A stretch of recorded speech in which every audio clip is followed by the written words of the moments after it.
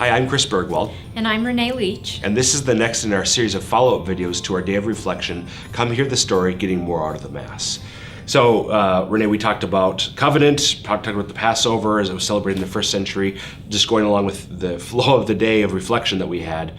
Let's talk a little bit again about Jesus' Last Supper, the Lord's Supper, and how it was different from how he had celebrated the Passover the year before. And now you had emphasized in a previous video and at the Day of Reflection how the lamb that was offered and consumed, sacrificed and eaten, what they refer to as the body. Yes. And so we talked on the Day of Reflection, how at the Last Supper, Jesus celebrates a Passover meal. It was a Passover meal. And then during the portion when normally the lamb would have been eaten, prior to the drinking of the third cup, Jesus takes the bread, part of the Passover meal, and says, "This is my body." And then he takes that cup. Paul tells us the cup of blessing, the third cup of the meal.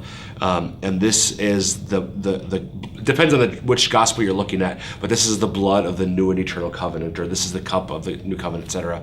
Do this in memory of me. And in so doing, as we talked about, he transforms the Passover meal. The lamb is now him. And he will give his life, as we talked about in previous videos, he will give his life on the cross, dying at the hands of the offerers, you and I, ultimately. But just that transformation of the Passover into, at the Last Supper, into the Lord's Supper.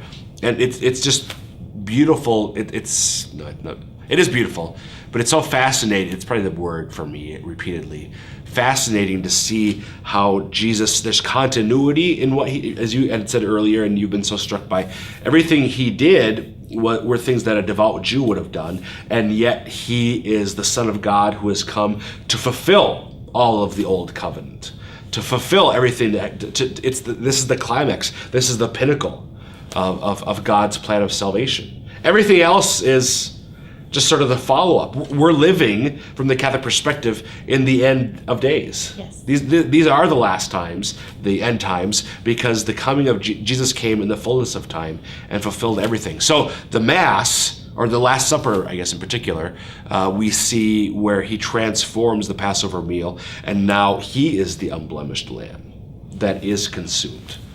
And just to see those roots again, it wasn't something, some people think that the Catholic belief in the real presence and that we consume the body and blood, soul, and divinity of Jesus Christ in Mass is a pagan idea, but it's deeply Jewish. Very deeply Jewish. So we touched on a number of things, but is there anything about that transformation about from the Passover to the Last Supper that really struck you? For me, it's just profound when you think about Jesus knew what he was doing through all of this. Right. His disciples were devout Jews, most of them were also. And so when you think about, put yourself in their shoes during this Last Supper and what he was saying and what he was doing, how profoundly odd it would have been.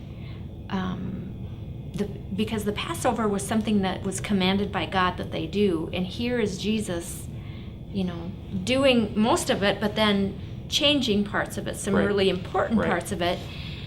And they, at that point in the story, were not really sure what was going on. Right. I mean, they had a really good idea, but I'm just amazed by their obedience and loyalty to Jesus, even though there was no understanding, or not complete understanding with what he was doing. What you're saying there reminds me, again, recording this on Holy Thursday, and the Mass for tonight is from John's Gospel. The Gospel reading at Mass tonight is from John's Gospel, where Jesus washes the feet of the apostles.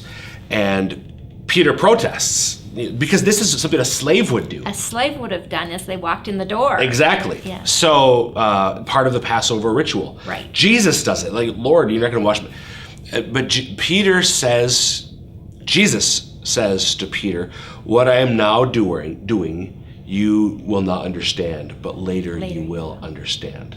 So much that almost summarizes the disciples following Jesus, even through this, even after the resurrection, even through the ascension up to Pentecost. What I'm doing now, you don't understand, but later you will. And that just struck me, because so often that's what we're called to do. Every day. I mean, even I agree, in our everyday lives, there is so much that happens that in our lives, the trials and the challenges and the struggles, and we don't understand, and we question, and God is there saying, you don't understand what I'm doing now, but down the road you will. Hold my hand. Hold my hand and trust me. We cling to Jesus and trust him. Yeah. Amen. He's asking us to do that now. Absolutely.